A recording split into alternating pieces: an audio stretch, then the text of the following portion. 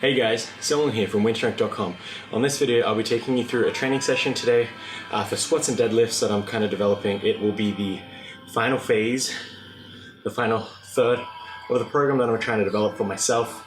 What we're actually doing is dropping down the amount of reps we do and increase the amount of sets we do. Hopefully keeping around that 24 rep mark of working reps, but we're going to be breaking it up a little differently.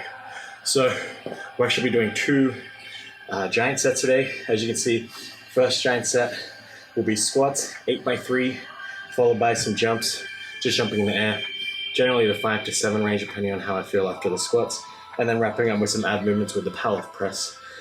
We'll repeat that until we're done with the 8 sets of squats. This will be the main focus of today, so that's why I'm actually going to be playing around with some Elite FTS knee sleeves. These are quite stiff. You'll see the video of me trying to get them on. It's pretty difficult to put them on, and you can feel a lot of stored energy and a lot of elastic there. So a next level up from the Rehband knee sleeves, kind of that middle ground between this and some knee wraps. A little easier to apply just because you don't need that knee wrapping technique. You just kind of slip them on, as difficult as that is. And then we'll be wrapping up today with deadlift accessories. We'll be doing some block pulls, some SSB squats, and then with some plank. So the idea with the accessory movements is we don't want to tax the body too much with intensity, so we'll actually be using higher reps. That way we're able to fatigue the body a little bit more without having to rely on really heavy weight. So let's see how it goes today. So if you've been following my training recently, you might be wondering why I switched over to using some heavy knee sleeves. This was mainly just to mix up the training stimulus a little bit. I've been mainly using the standard Rehband 7mm neoprene light knee sleeves, I guess you would call them, where really all you're doing is providing a little bit of warmth and a little bit of like proprioceptive feedback to give your body that image of stability, where it's not really doing that much. It's mainly keeping the knee warm and making sure everything kind of stays in place. When you level up to something like a heavy knee wrap, that's where you're going to actually see a bit more elastic energy stored up.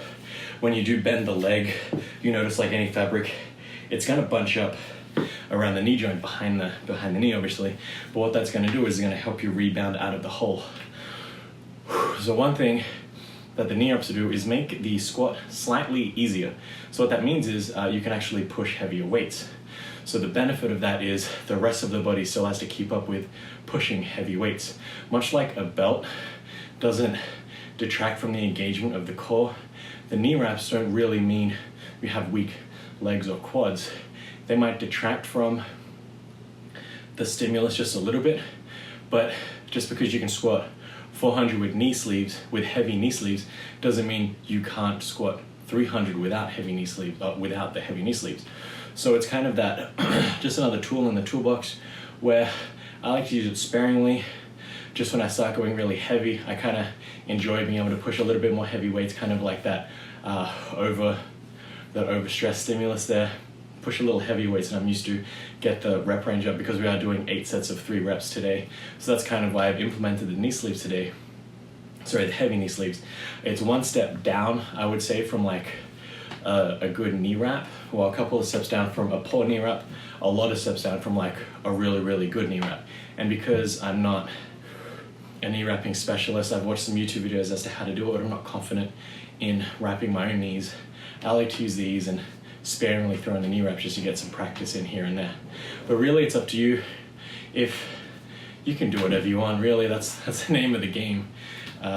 What's more effective, what's least effective, just make sure you do some raw style squatting here and there, and that'll help balance everything out. So this is just training for today.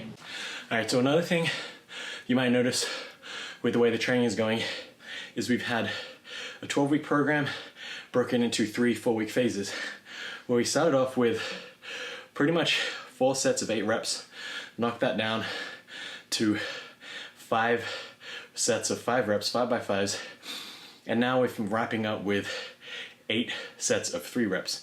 So almost we've done the complete opposite between the 3 spectrums. We've we've hit higher reps, middle reps, and now we're doing some low reps without really heading towards heavy single territory, mainly because I didn't want to focus on the 1 rep max increase during this 12-week block. Just wanted to give that a break.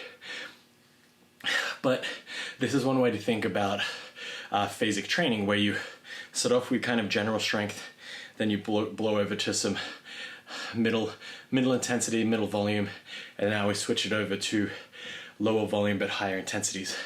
So we're kind of shifting over and building up this base level of strength. Because generally you don't want to start off doing 1 rep maxes in a training block, because you haven't built up to that yet.